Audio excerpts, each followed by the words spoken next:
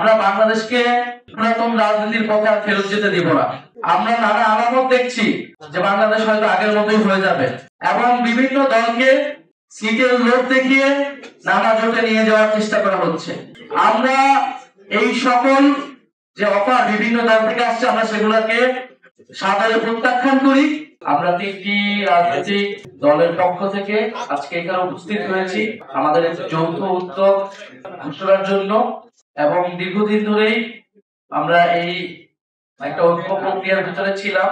আমরা চেষ্টা করতেছিলাম যে 24-এর গণ অভ্যুত্থানের পরে যে পরিবর্তনের আকাঙ্ক্ষাটা বাংলাদেশে তৈরি হয়েছিল, মানুষের মধ্যে তৈরি হয়েছিল এবং যেখান থেকে দাবি উঠেছিল নতুন বাংলাদেশের এবং সংস্কারের, কিন্তু আমরা ঐক্যমত কমিশনের পুরো প্রক্রিয়ায় এবং গত প্রায় দেড় বছরে আমরা কিন্তু তার সম্পূর্ণ বাস্তবায়ন করতে পারি নাই। আমাদের সেক্ষেত্রে অনেক জায়গায় হতাশা রয়েছে।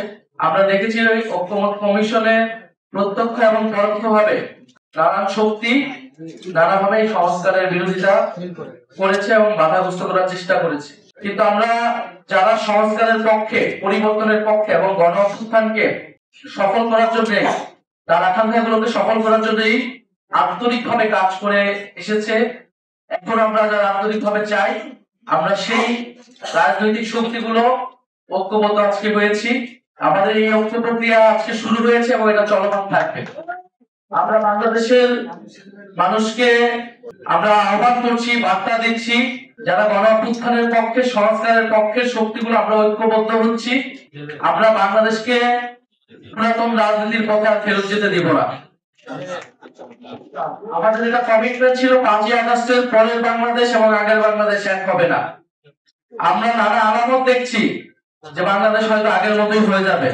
আমরা সেই ধরনের হতাশা এবং ভীতি মানুষের ভিতরে দেখতে পাচ্ছি। আমরা সেই সাহসটা জানাতেই আজকে এসেছি। আমরা আমাদের শক্তি সামর্থ্য দিয়ে বাংলাদেশের যে পরিবর্তনের যাত্রা শুরু হয়েছে সেই যাত্রার পথে থাকবো এবং যারা অন্যান্য রাজনৈতিক দল রয়েছে যারা এই পরিবর্তনের পক্ষে কাজ করতে চায়, আমরা তাদেরকে আহ্বান জানাবো এই ঐক্য প্রক্রিয়ায় যুক্ত হতে। এই ঐক্য প্রক্রিয়া চলমান থাকবে।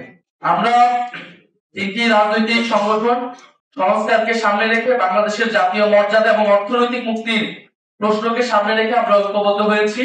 আমাদের এই যৌথ প্রক্রিয়া বা এই প্রক্রিয়াকে আমরা নাম দিয়েছি গণতান্ত্রিক সংস্কার জোট।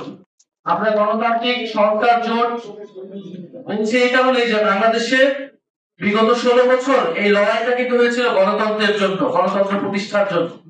সেই গণতন্ত্র প্রতিষ্ঠার জন্য সংস্কারের আলাপ তোলা ছিল। ফলে নির্বাচন কেবল ক্ষমতার পরিবর্তনের জন্য হবে না, এই নির্বাচনটাকে আমরা রাজনৈতিক নির্বাচনে পরিণত করতে চাই দেশ বদলের জন্য, সংস্কার প্রক্রিয়া বাস্তবায়নের জন্য এবং আমাদের অর্থনৈতিক মুক্তির যাত্রাকে অব্যাহত রাখার জন্য আমরা এই নির্বাচনে অংশগ্রহণ করতে চাই এবং আমরা সেটা ঐক্যবদ্ধভাবে অংশগ্রহণ করব নির্বাচন। আমরা দেখছি দেশ আজকে বিভাজিত হচ্ছে, নানান প্রক্রিয়ায় দেশকে বিভাজিত করা হচ্ছে এবং যে সকল প্রশ্নগুলা এই মুহূর্তে বাংলাদেশে সবচেয়ে জরুরি ছিল আলোচনা করা, যে আমাদের গণতান্ত্রিক সংস্কার, আমাদের অর্থনৈতিক সংস্কার, আমরা দেখতে পাচ্ছি যে নানাভাবে সেই প্রশ্নগুলোকে ঢাকা দিয়ে অগুরুত্বপূর্ণ অনেকগুলো বিষয়কে গুরুত্বপূর্ণ করে তোলার চেষ্টা করা হচ্ছে এবং বিভিন্ন দলকে সিটের লোভ দেখিয়ে নানা জোটে নিয়ে যাওয়ার চেষ্টা করা হচ্ছে। আমরা এই সকল যে অফার বিভিন্ন দল থেকে আসছে আমরা সেগুলোকে সাদরে প্রত্যাখ্যান করি এবং আমরা মনে করি যারা সংস্কারের পক্ষে, বাংলাদেশকে একটি সার্বভৌম এবং মর্যাদাবান রাষ্ট্র করার পক্ষে লড়াই আমরা এতদিন করেছি, আমরা ঐক্যবদ্ধ থাকবো। ফলে এই জোটটা কেবল নির্বাচনী জোট না, এই জোটটা মূলত রাজনৈতিক জোট।